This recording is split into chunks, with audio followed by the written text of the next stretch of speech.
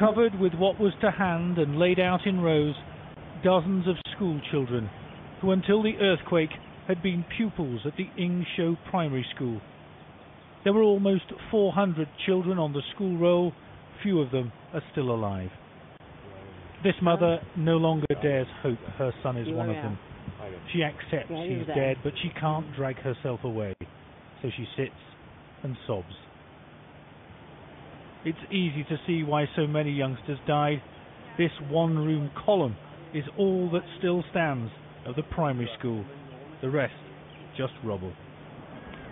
Elsewhere in what remains of Yingxiu, a town less than 20 miles from the earthquake's epicenter, more bodies.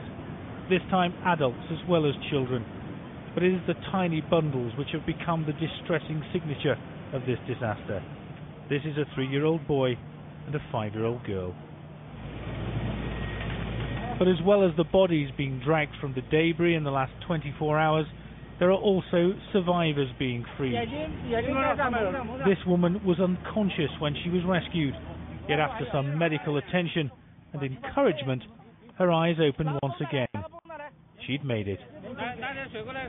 Her route to safety was via helicopter, but for many others, deemed not badly injured enough to take up valuable space on the aircraft, the wait for salvation goes on. This couple, both with damaged legs, pleaded to be allowed on the chopper until they realized it was hopeless and were forced to wait it out. This is all that remains of the new road to Yingxiu, but hundreds of rescuers have managed to get in by air, by river, and by hiking through the mountains. There is much still to be done. Sun Jian was in his hotel room when the quake hit. When I come out, I couldn't see anything.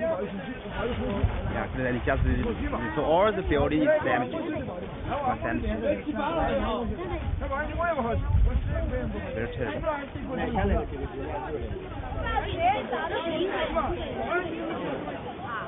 Food and water are in such short supply that those who want to wash are being given bottles of beer.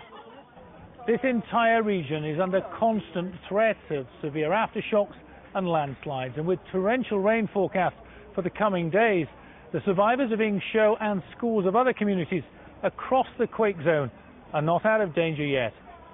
But when your options are so few, there is little else for rescuers and the rescued to do than struggle on. David Bowden, Sky News in Sichuan Province, China.